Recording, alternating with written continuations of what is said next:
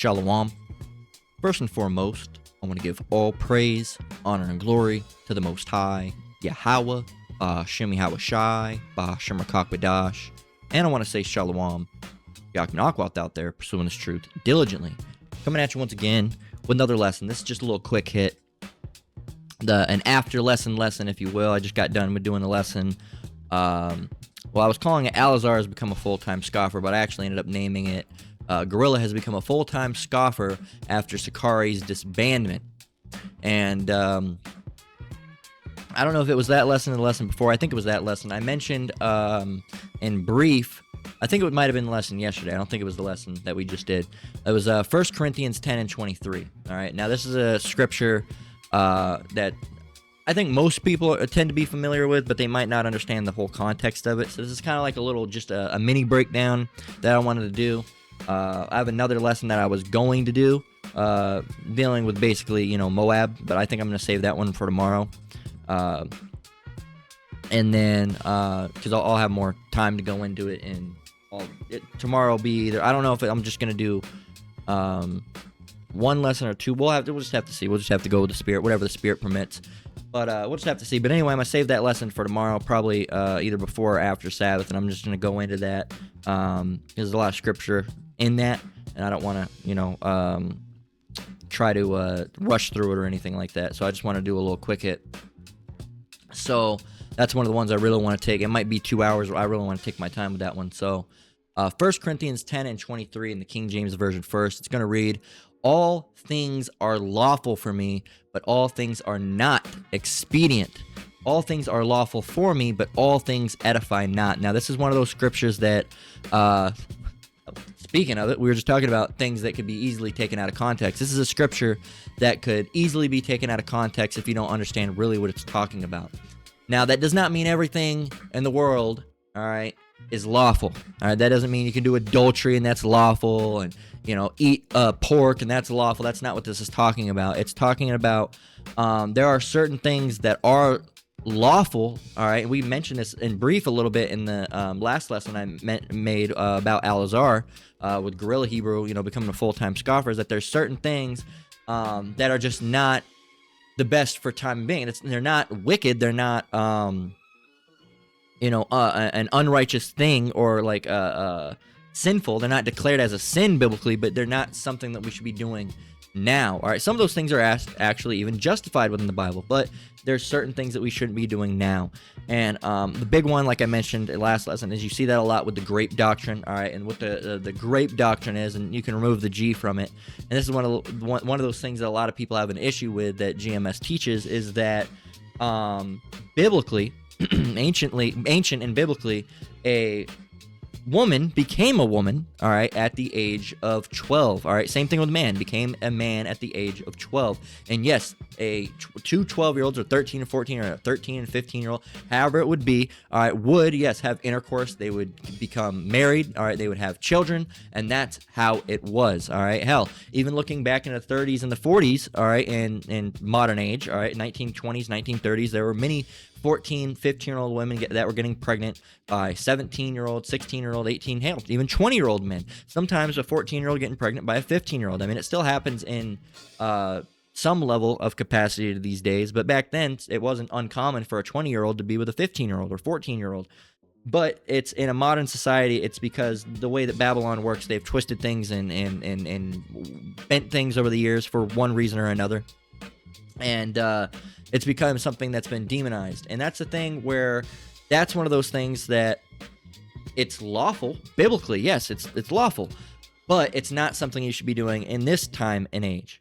Okay? It's not something you should be doing this time and age. All right? As, even if you're 17 getting with a 14-year-old, that's not really circumspect. Okay? Circumspect is the definition in the scripture says be circumspect. All right? Walk circumspectly.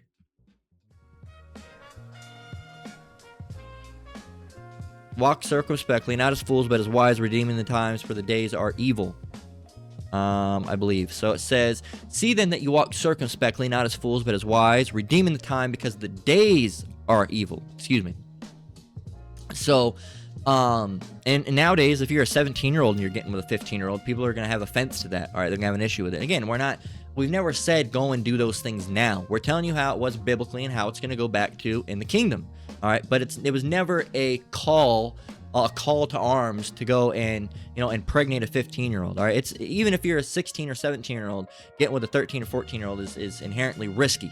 Okay, and that's where 1 Corinthians 10 and 23. That's one of the big ones that gets thrown around a lot, and GMS tries to be demonized from that. But what they're saying is 100% true.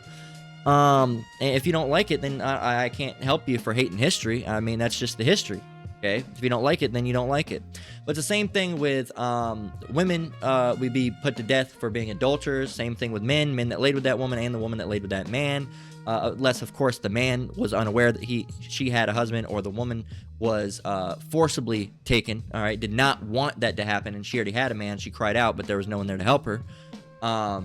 But if the man and the woman were in cahoots with it, and they were, in understanding that, yes, that this is a married woman and you still did it, yes, you would be put to death. Now, does that mean you come home, you see your wife with another man, you blow his brains out with a fucking 45? No, you shouldn't do that, right? Why? It's lawful. Well, because, again, it's lawful, but it's not the time nor place, all right? We're under Caesar's rule, okay? And under that, you have to be under their laws, okay? You got to be circumspect, okay? That's just part of their yokes. All right, that's part of their yokes. It's the same thing. Like, you got to do things according to the way they want it done, within reason. All right, because of course you can't go off scripturally because of it.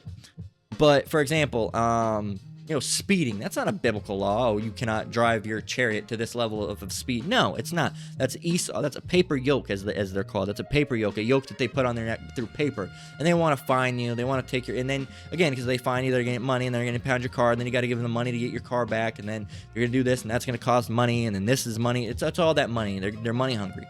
But does that mean that, it's not unlawful biblically, so I can do it? Well, no, because it's not necessarily expedient. It's not something that's really going to be beneficial to you in this current situation, right, that we're in. This current Earth age, right? It's not going to be a situation that's beneficial. Again, you go and get with a 14-year-old girl, you're going to get locked up, and you're probably going to be killed in prison. You go on speed, you have the potential ability to either get fined a lot, or if you keep on doing it, get your license taken away. All right, same thing with homosexuals. Biblically, they'd be killed, but you go and kill a homosexual, you know what's going to happen to you? Well, it's not going to be pretty. All right, they're going to lock you up and throw away the fucking key, man. They're going to get you for murder. Biblically, would that have happened? No, but it's going to happen now. So that's what 1 Corinthians 10 and 23 is really talking about, that these things are lawful, all right, but they're not expedient, okay? It's not talking about literally all things. All things are lawful in context, again, in context.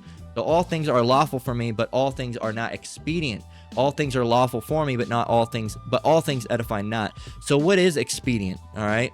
Well, expedient means an action, method, or decision that is practical, efficient, and immediately advantageous. So not all these things are going to be advantageous. As a matter of fact, what's the opposite of advantageous? Detrimental, maybe? A disadvantageous. All right, detrimental. Yeah, so detrimental. So, a matter of fact, some of those things are not only going to be not expedient or advantage, causing an advantage, they're going to cause a disadvantage. Okay, they're going to be a detriment to you. Okay, and that's why the Lord is giving you these warnings about circumspection. All right, knowing what time you're in. All right, so you don't go and do something stupid. Well, it was lawful though. Yeah, but not, so really it's lawful, but the way you did it is really become like unto a sin because you've ignored the Lord's advice, okay, of being circumspect. So while what you did, it was and wasn't, what you did wasn't technically a sin, but doing it in this current age is really likened to a sin because you should have been being circumspect. That was a law, okay? That is a commandment, and you broke that command of being circumspect, so it's become like unto a sin to you. Now, is the action that you did technically the root, is it a sin? No, but doing it in this age, yes, it's like into a sin because the Lord warned you on not doing these types of things in this age, man. Okay, so the New Revised Standard Version, all right, which is the scholar's choice, as they would say. They use this in the seminary schools. It says all things are permitted, but not all things are beneficial. All right, it's not going to be beneficial to you go and kill a homosexual, kill your wife that she was laying with another man, or go and get with a 15, 16-year-old. It's not beneficial. I don't care if she's 17. It's not going to be beneficial for you, man. Not. Okay, it says all things are permitted, but not all things are beneficial. All things are permitted, but not all things build up. They're not going to build you up. They're not going to help you grow. They're not going to be able to help you at all. Really, it's going to be detrimental to you in this society. So again, just because it wasn't bad back then doesn't mean that Esau is not going to hammer your ass down for doing it. Right? The music cut out. I'm just going to let it cut out because I'm just about done with it. It says, this is the NIV. It says, I have the right to do anything you say, but not everything is beneficial. I have the right to do anything, but not everything is constructive. Okay, so what is constructive? Well, it's in the word building, right? It says constructive is an adjective describing actions, ideas, or feedback designed to be useful, promote positive progress, or help improve a situation. These things that you do are not going to help give you positive progress or help the situation that you're in. Okay, so really there's certain things that you need to abstain from, understanding what times we're in. We're in evil days. We're in a situation where the law is slack, therefore right judgments never go forth, all right, as the scripture says, roughly paraphrasing. So it's not a situation where you willingly put yourself in a non-advantageous situation and get yourself fucking fried. Okay, so that's what it's talking about. It's not talking about just everything in the world is lawful. Matter of fact, I want to see what Google has to say about it. It says, it says, it doesn't mean your freedom to do what, again, don't take the scripture out of context. It doesn't mean you're free to do whatever you want. Again, there is law, all right, things you can and can't do, all right, but even there are things in that law that you can do that you probably shouldn't do now, right? So 1 Corinthians 10:23, it says, means that while Christians have immense freedom in Hashiach, they should not use the freedom to do whatever they want. Instead, believers must evaluate their actions based on whether they're helpful to themselves or whether they build up and care for others and themselves as well. It says everything is permissible. It's saying it's likely a popular catchphrase that Paul used justifying whatever they did under the umbrella of Christian grace. Again, well, the great, we're under grace, but not a law. Should we sin because we're under grace and not a law? Yahweh forbid. So again, that's being taken out of context. You have to understand that we shouldn't be breaking the law just because we're not under the law. We still have to uphold it. But there's certain things within the law that are legal, all right? They're lawful under Yahweh Bashim Yahushai, but they're not lawful under Esau. And because of that, if we do those things, for example, if we teach this Bible, we're not going to go to prison for that. All right. For example, that's something that, or now if they say, oh, if you teach this Bible, you're going to go to prison. Well, fuck them. I guess we're going to be cast into prison anyway. But there's certain situations that you can refrain from. You don't have to get with a 17-year-old woman. All right. You don't have to do that. You don't have to go.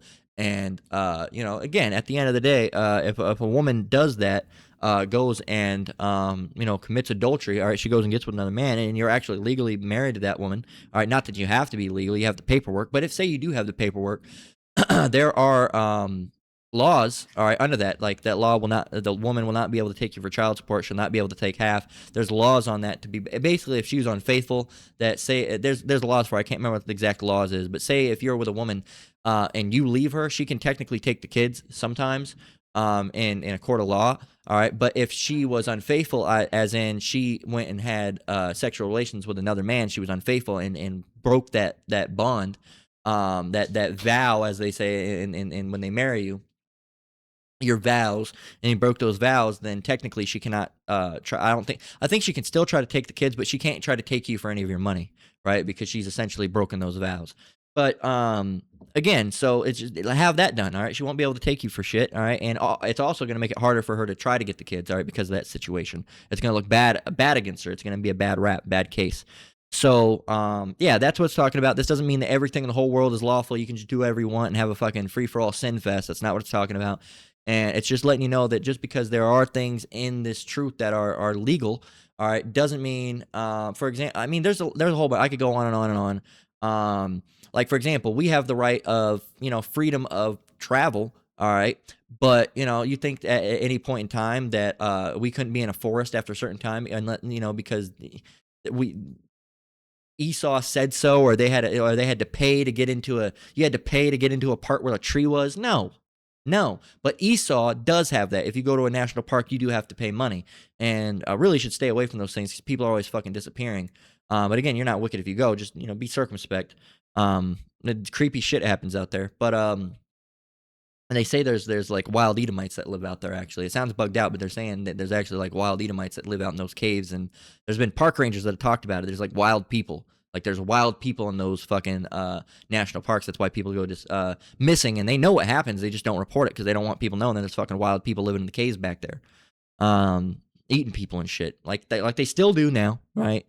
Whether sophisticated or unsophisticated, an Edomite can never really be truly sophisticated. So they're either a cave dweller, cannibal, and uh, bear skins, all right, or they're in a suit and tie, all right. They're the same person at the end of the day. One eats humans by cracking them by the head with a rock. The other one does it by shooting them and cooking their flesh on a multi-million-dollar grill with a French chef. All right, they're the same thing at the end of the day. But anyway, if you go into a national park like that and they say, oh, you got to pay $50 to get in, you say, fuck you, I'm going in. Well, don't be surprised if you go to jail, all right, or get arrested or something happens, all right. It's just one of those things. Render unto Caesar what Caesars do. It sucks, but time that we're in, man. So anyway, that's the lesson. All right, hopefully it was edifying. With that, we're going to close out. Just a little short one. How long we end up going? Hopefully around 10, 11 minutes. 15 minutes, fine by me. The Lord was edifying. Again, I want to give all praise, honor, and glory to the Most High, Yahweh, Ba'ashem Yahawashi, Ba'ashem Rakakwadash. Shalom to you brothers and sisters out there. Keep enduring, keep the faith. We're almost out of here. Until next one, Lord willing. Shalom.